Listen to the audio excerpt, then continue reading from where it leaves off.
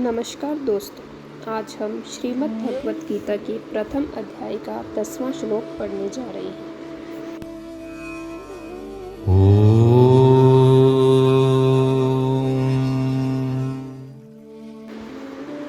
अपर्याप्तं तदस्माकं बलं भीष्माभिरक्षितम्। अधर्म अन्याय के कारण दुर्योधन के मन में ये भय होने से वह अपनी सेना के विषय में सोचता है कि हमारी सेना बड़ी होने पर भी अर्थात पांडवों की अपेक्षा 4 अक्षौहिणी से अधिक होने पर भी पांडवों पर विजय प्राप्त करने में है तो असमर्थ ही। कारण कि हमारी सेना में मतभेद है, उसमें इतनी एकता, निर्भयता, निसंकोचता नहीं है जितनी कि पांडवों की सेना में है। हमारी सेना के मुख्य संरक्षक पितामह भीष्म उभय पक्षपाती हैं, अर्थात उनके भीतर कौरव और पांडव दोनों सेनाओं का पक्ष है। वे कृष्ण के बड़े भक्त हैं, उनके हृदय में युधिष्ठिर का बड़ा आदर है, अर्जुन पर भी उनका बड़ा स्नेह है, इसलिए वे हमारे पक्ष में रहते हुए भी भीतर से पांडव का भला चाहते हैं। वे ही भीष्म हमारी सेना के मुख्य सेनापति हैं। ऐसी दशा में हमारी सेना पांडवों के मुकाबले में कैसे समर्थ हो सकती है? नहीं हो सकती। परंतु यह जो पांडवों की सेना है, यह हमारे पर विजय करने में समर्थ है, कारण कि इसकी सेना में मतभेद नहीं है, प्रत्युत सभी एक मत होकर संगठित हैं। इनकी सेना का संरक्षक बलवान भीमसेन है, जो कि बचपन से ही मेरे को हराता आया है।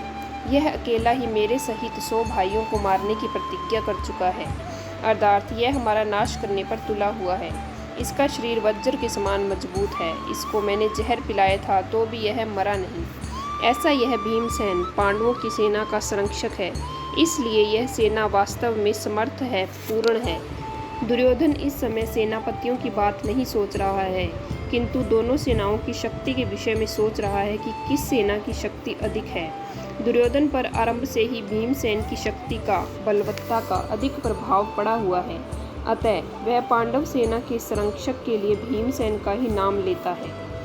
अर्जुन कौरव सेना को देखकर किसी के पास न जाकर हाथ में धनुष उठाते हैं, पर दुर्योधन पांडव सेना को देखकर द्रोणाचार्य के पास जाता है और उनसे पांडवों की व्यूह रचना युक्त सेना को देखने के लिए कहता है।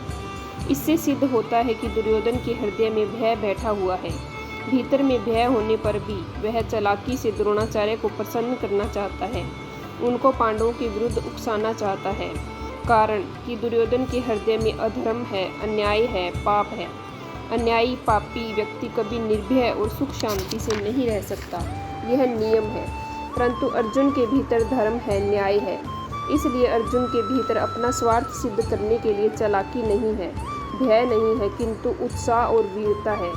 तभी तो वे वीरता में आकर सेना निरीक्षण करने के लिए भगवान को आज्ञा देते हैं कि हे अच्युत, दोनों सेनाओं के मध्य में मेरे रथ को खड़ा कर दीजिए। इसका तात्पर्य है कि जिसके भीतर नाशवान धन संपत्ति आदि का आश्रय है, आदर है, और जिसके भीतर अधर्म है, अन्याय है, दुर्भाव है, उसके भीतर वास्तविक बल नहीं होता। वह भीतर से खोखला होता है और वह कभी निर्भय नहीं होता।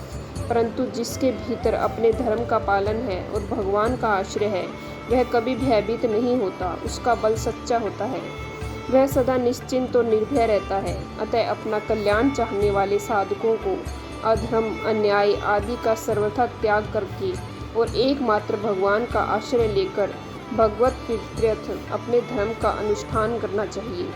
भौतिक संपत्ति को महत्व देकर और संयोगजन्य सुख के प्रलोभन में फंसकर कभी अधर्म का आश्रय नहीं लेना चाहिए, क्योंकि इन दोनों से मनुष्य का कभी हित नहीं होता, प्रत्युत अहित ही होता है।